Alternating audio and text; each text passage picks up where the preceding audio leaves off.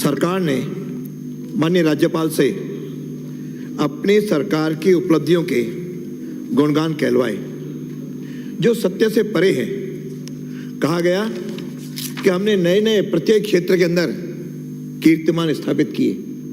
सत्ता पक्ष के लोग उनका गुणगान गा रहे हैं, विपक्ष के लोग उनकी कमियों को बता रहे हैं, लेकिन वास्तविकता जो धरातल पर है मैं केवल कुछ वाक्यों में आपके सामने रखना चाहूंगा। 6 जनवरी 2023 को जोधपुर में मीडिया के सामने बोलते हुए मुख्यमंत्री जी ने कहा, मन करता है माफिया के बाल काटकर परेड कराएं, पर आगे डैश डैश। मुख्यमंत्री किसके आगे मजबूर हैं? जो वो एसएमएस में भर्ती होते हैं तो वहां की सारी व्यवस्थाओं को देख के कहते हैं मुझे शर्म आती है। जब जोधपुर में सड़कों को देखते हैं तो कहते हैं कि ठेकेदारों और इंजीनियरों की मिली भगत है। अरे आप मुख्यमंत्री हो, आपको कार्रवाई करने के लिए रोका किसने है? मुझे लगता है कि इस राज्य को बर्बाद कर रहे हैं। और कांग्रेस के अंदर जो सत्ता संघर्ष है, जिसे मुख्यमंत्री और पूर्व उप मुख्यमंत्री के बीच जो सियासी लड़ाई चल रही है, उसमें जनता पिस रही है।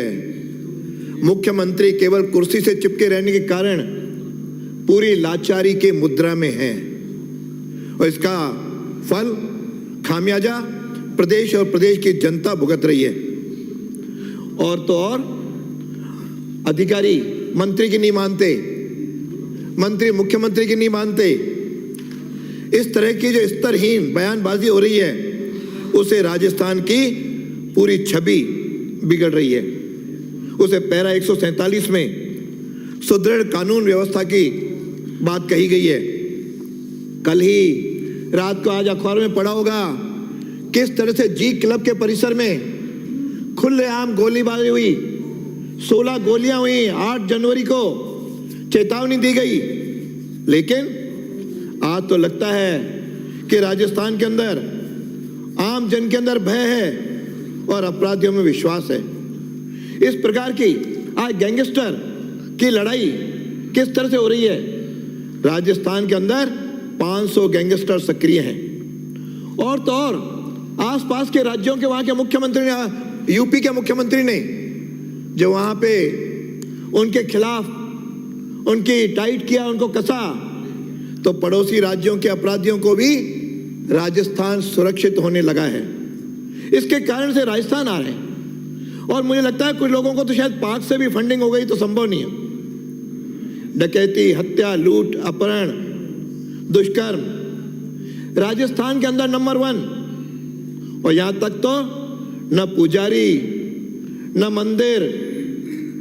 मंदिर के बाकी की जमीन, मंदिर की जमीन सुरक्षित हो।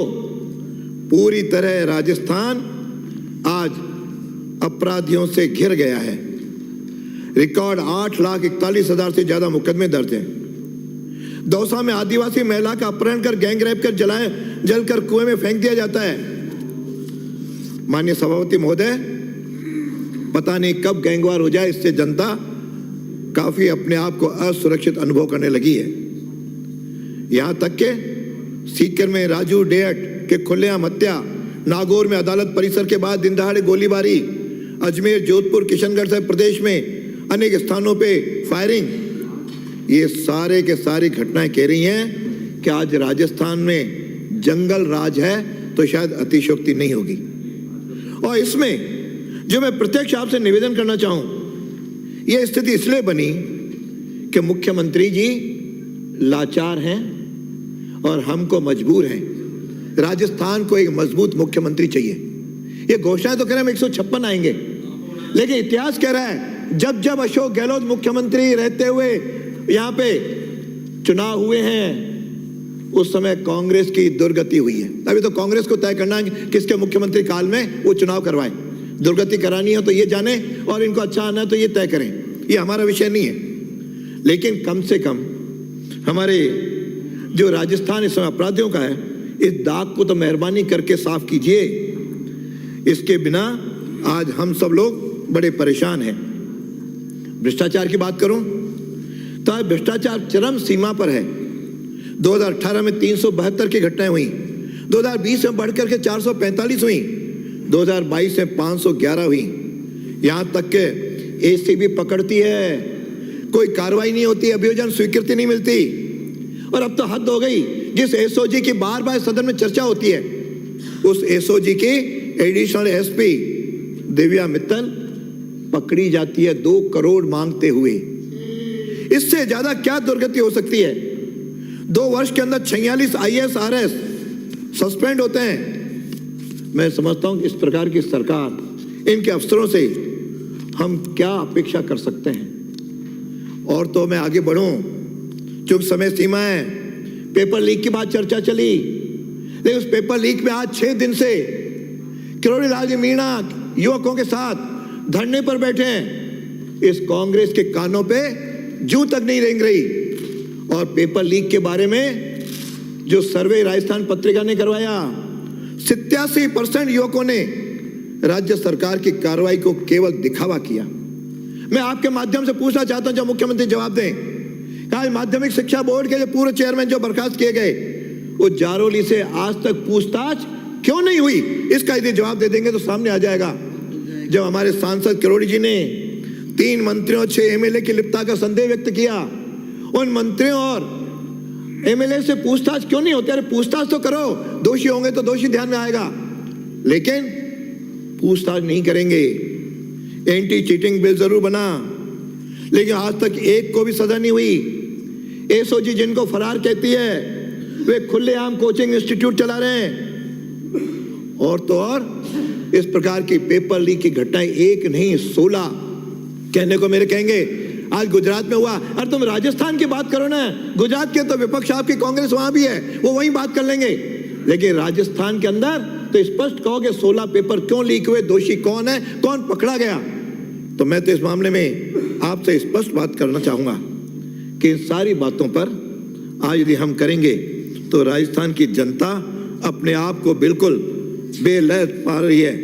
और तो और माध्यमिक शिक्षा बोर्ड है जिसके बातें आई, आज 10 वर्षों के ऑडिट बाकी है, जबकि ऑडिट हर वर्ष होनी चाहिए। उसके तो एक पूर्व वित्तीय सलाहकार ने बोर्ड की राशि निजी काम में व्यय कर ली, उसका पता नहीं, करोड़ों रुपए के घोटाले उससे सामने आते हैं। जब मैं युवकों की बात करता हूं तो बेरोजगार युवक हैं। आज देश में बेरोजगारी केवल 8.3% है, जबकि राजस्थान में 28.5% है। देश में हम दूसरे नंबर पर हैं।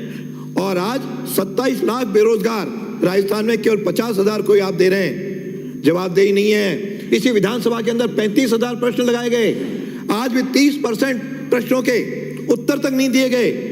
और आम आदमी पर जिस प्रकार से कर्ज बढ़ रहा है, आप वाह तो खूब लूट रहे हैं, लेकिन आपके 18 तक जो राजस्थान के ऊपर कुल कर्ज था वह 3.41 हजार करोड़ था, और मार्च 2022 में बढ़कर के 4.74 हजार करोड़ हो गया है।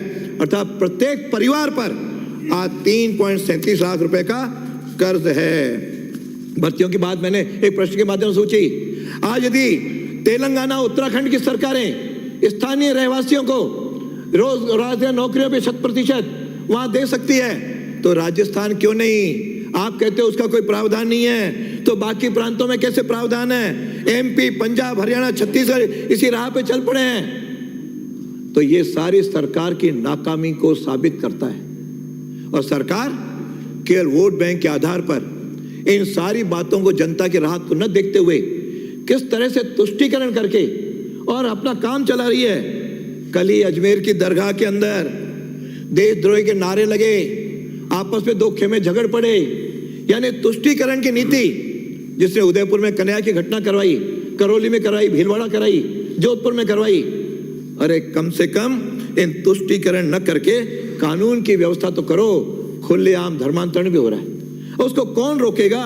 मुख्यमंत्री जी, जरा आप ही लाचारी अनुभव करोगे तो गाड़ी कैसे चलेगी? इसको तो कोई बता दे तो शायद जनता को कुछ राहत मिलेगी।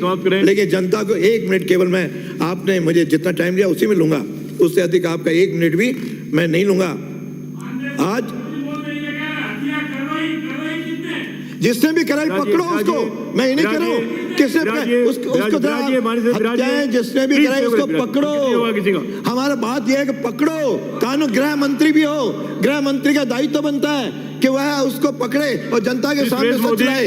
इस तरह से आज राजस्थान बर्बाद हो रहा है। इसलिए राजस्थान की स्थिति बहुत ही भयंकर खराब है। और बिराजिए हमारे से बिराजिए, अंकित नहीं होगा,